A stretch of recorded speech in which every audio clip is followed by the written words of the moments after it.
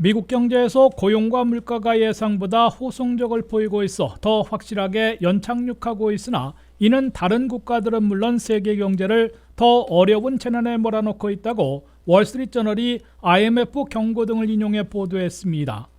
첫째, 미국 경제는 예상을 뛰어넘은 호송적으로 더 뚜렷하게 소프트 랜딩, 연착륙하고 있는 것으로 IMF는 평가했습니다.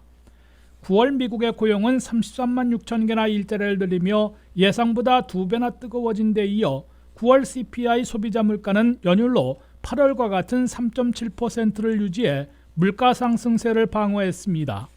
IMF는 미국 경제 GDP 성장률이 올해 2.1%, 내년 1.5%로 예상하며 불경기 없는 연착륙을 내다봤습니다. 둘째, 미국 경제는 그러나 3 내지 4% 안팎의 고물가, 5%대의 고금리가 내년 말까지 상당히 오래가고 있으며 강한 미 달러와까지 겹쳐 세계 각국에 막대한 여파를 미치고 있습니다. 미국의 고물가 고금리 장기화로 세계 각국도 고금리를 오래 끌고 갈 수밖에 없으며 물가 잡기에서는 여전히 어려움을 겪고 있습니다. IMF는 세계 경제 물가 상승률이 내년에 5.8%나 될 것으로 올려잡아 각국 중앙은행들이 물가 잡기를 위한 고금리 긴축 정책을 내년 말까지는 오래 끌고 가게 될 것으로 예상했습니다. 게다가 기축통화인 미국 달러와의 강세는 각국이 외국산 상품을 수입하는데 더 비싸게 사야 한다는 의미이기 때문에 일반 수입품 구입은 물론 식품과 에너지 구매에 더 많은 돈을 지출하거나 수입을 줄이고 있습니다. 여기에 이스라엘의 하마스 파괴 작전으로 국제 유가가 다시 배럴당 90달러로 뛰기 시작해 유가 급등이 우려되고 있습니다. 이 때문에 지구촌의 무역이 급속 냉각돼 지난해 5.1%나 증가했었으나 올해는 고작 0.9% 증가로 급락할 것으로 IMF는 우려했습니다.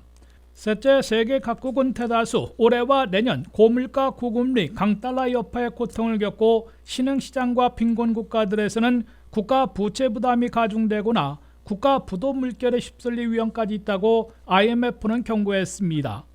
IMF는 저소득 빈곤 국가들의 60%나 잠비아와 스리랑카와 같이 외채에 대한 디폴트를 선언하고 국가 부도 위기에 빠질 위험이 있다고 우려했습니다.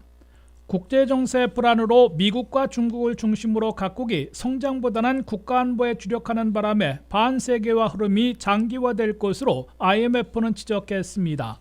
IMF는 주요국들의 올해 경제 성장률에 대해 미국은 2.1%를 유지하는 반면 유로 지역은 0.7%에 그쳐 전체 선진국들은 2%에 머물 것으로 내다봤습니다.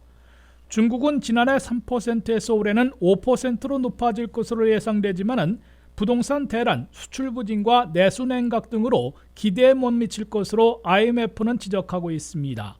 WKTV 뉴스 한면택입니다.